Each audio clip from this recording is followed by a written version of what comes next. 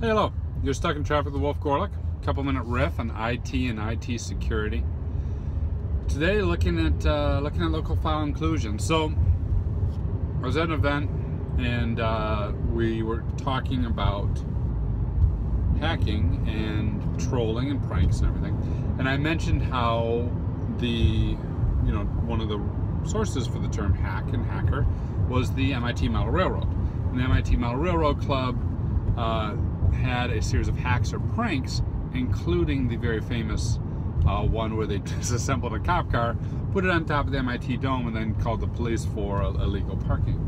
And if you tour MIT, you could actually walk around and they have a history of all these hacks. So I think oftentimes looking at the past is very useful, especially since when I brought that up, no one in the room had ever heard of this. This was all new news to everyone. So with that in mind, I want to bring up something that is almost as old as MIT in the Model Railroad, and that is the opposite of what I talked about with the image magic vulnerability. With image magic, you could upload files, right? But what happens if you want to download files? What happens if you want to download a file that's on the web server, but not within the web server path, right? So wherever the files for the web pages are, you want to download a page outside of that. So you can upload using many different attacks, but you can also download using a thing called local file inclusion. Local file inclusion, or LFI, is a way of doing injection within the website. So you say, don't necessarily get me this particular page, but fetch this other file on the file server. Like with image magic, it's oftentimes used with images. Oftentimes the image, fetch this image.php or CGI or whatever, will allow you to put in the path, and what you oftentimes see is attackers will pad that path to go back to the root of the server and then go down several folders and grab a particular file.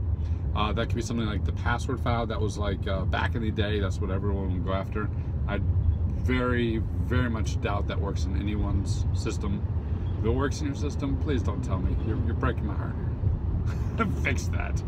I don't see that one anymore, but that one, in the 90s, was what everyone was going after. We got the password file. There's a million of other config files that you can go after. Oftentimes, too, with these config files, the passwords are in clear text, so it's almost as good as having a password file, but not as quite. So with LFI, you can use injection to do local file inclusion to get that local file out and send it back down to the server.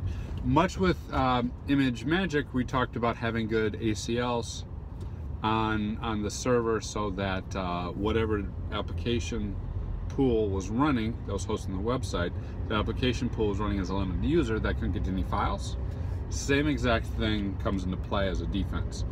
Make sure that you can't get access to any files outside of your folder. Second thing is monitoring. Monitor the file system using something like Tripwire or even Windows native file monitoring, and then pump that to your SIM, and then alert if you suddenly see the user that's running your app pulling files from a different folder. You can do that with the regex string. And of course, fundamentally patch, or if you're doing the development, scan for these things, scan for local file inclusions, and add controls, input validation to prevent them from occurring. So that's it. A lot of these attacks are really old, but if we don't talk about it, if we don't bring them forward to the new generation, people forget, just like they forgot about MIT and the Model Railroad, and so on and so forth. So take a look at that, take a look at LFI, take a look at your apps, take a look at your permissions, just like we're doing with image magic. By securing how that web server is configured, you can prevent a lot of these vulnerabilities from having an impact. Take it easy.